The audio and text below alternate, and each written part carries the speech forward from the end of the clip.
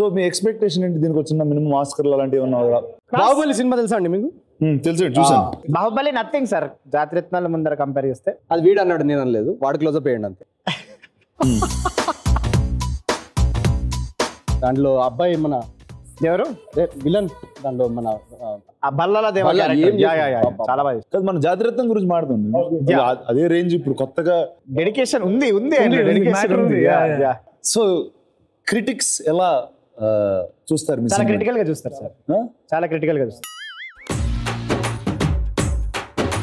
వాళ్ళు ఎవరు క్రిటిక్స్ అంటే ఎవరు? అంటే స్టార్స్ అవి ఇస్తావు కదా 4-5 వాళ్ళ స్టార్స్ కి స్టార్స్ ఏమి ఇస్తారు?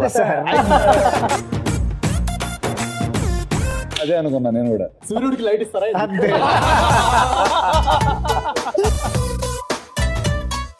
బట్ ఎవరైనా ఒక కనెక్ట్ అయ్యే ఎమోషన్ ఏంటంటే హ్యూమర్, నవ్వు. ఎవరినన్నా నవ్విస్తున్నావు. సో క్రిటిక్స్ అయినా, యాంటీ క్రిటిక్స్ అయినా, మెక్డవల్ అయినా, ఆంటీ అయినా, అంకుల్ అయినా, పిల్లోడైనా, పాప అయినా, ఎవరైనా మా సినిమా వచ్చి చూసి 2.5 hours నవ్వుకోవచ్చు. మీరు చెప్పిన దాన్ని బట్టి నాకు మీ కథ అసలు అర్థం అవట్లేదు. సో కానీ నేను ఇప్పుడు మీరు ఇక్కడికి వచ్చారు కాబట్టి ఈ షో ఏంటో చెప్తాను. మామూలుగా ఇద్దరు రియల్ లైఫ్ లో ఫ్రెండ్స్ అయితే పిలుస్తాం, అసలు మీరు ఫ్రెండ్సా కాదా నాకు తెలియదు. నేను చాలా థిక్.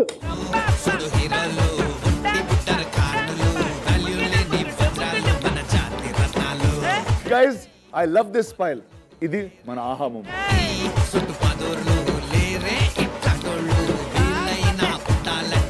మామ నాకు ఇంత పెద్ద పెద్ద షోలో క్వశ్చన్స్ అట్లా ఆన్సర్ చేయాలో భయం వేస్తుంది. సరే రే, మీరు ముగ్గురు అలా కూర్చున్నప్పుడే మాట్లాడతాం. ఓకే సార్, ఫ్రెండ్షిప్ గురించి కాబట్టి.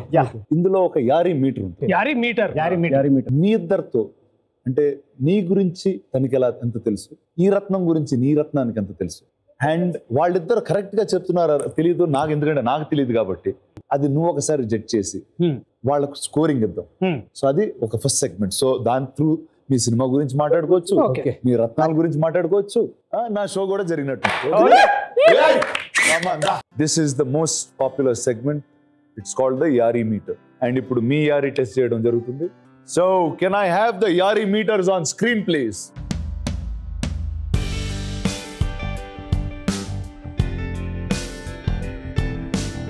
ఇది కొత్త యారీ మీటర్, రైట్? సో మీరు చెప్పే ఆన్సర్లు కరెక్ట్ అయితే అంటే నీకు ఈ రత్నం గురించి ఎంత తెలుసో, ఈ రత్నానికి నీ గురించి ఎంత తెలుసో, దాన్ని బట్టు మీ black and white images colour గా మారుతాయి. ఓకే ఓకే అమ్మ 200 రావాలి మనకి.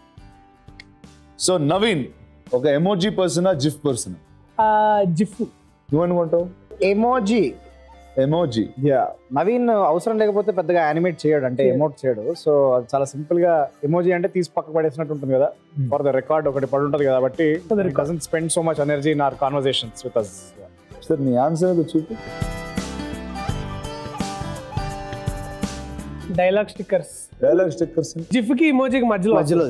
సో దీన్ని ఎలా చేద్దాం? దీనికి ఐ థింక్ ఫుల్ వేయచ్చు. 30 ఫర్ దర్శి. దర్శికి ఎక్కువ కోపం వస్తే ఏం చేస్తాడు? దర్శికి బాగా కోపం వస్తే లాంగ్ డ్రైవ్కి వెళ్తాడు. లాంగ్ డ్రైవ్ వెళ్తాడు. లాంగ్ డ్రైవ్ వెళ్తాడు. డ్రైవింగ్ చేస్తాడు. మ్యూజిక్ పెట్టుకుంటూ లాంగ్ డ్రైవ్కి వెళ్తూ ఫోన్ పక్కన పడేసి ఈ మూడిట్లో ఏదున్నా నాకు వేయాలి మార్క్స్. మ్యూజిక్ పెట్టుకొని లాంగ్ డ్రైవ్కి వెళ్తూ ఫోన్ పక్కన పడేసి వైఫ్ తో మాట్లాడకుండా సెట్ కి రాకుండా వ్యానిటీలో కూర్చుంటాడు. బస్ నువ్వు చూపిస్తే నీ యారీ ఏంటో. అమ్మ దర్శి దీనిలో ఒక్కటని ఉందా? నువ్వు చెప్పిన ఏ పదంలో లేదు కాబట్టి నువ్వు బ్లాక్ అండ్ వైట్ లోనే మిగిలిపోతావు.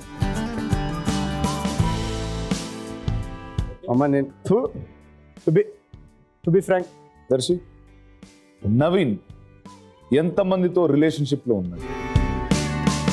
అక్కడ ఆ సెట్ లో ఒక అమ్మాయి ఉంటుంది కదా, అమ్మాయి పేరు ఏంది? ఆ అమ్మాయి కదా. అట్లీస్ట్ ఒక 10-15 మంది ఉంటారు.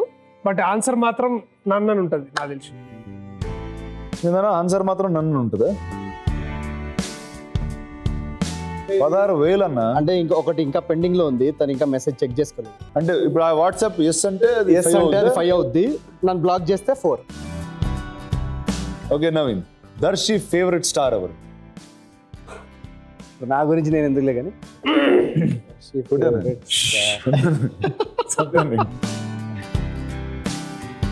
ఫేవరెట్ స్టార్ చిరంజీవి గారు ఐ థింక్. ఎవరన్నా చూపి అబ్బా, రే నాకు 30 మార్క్స్ అన్నీరా ప్లీజ్.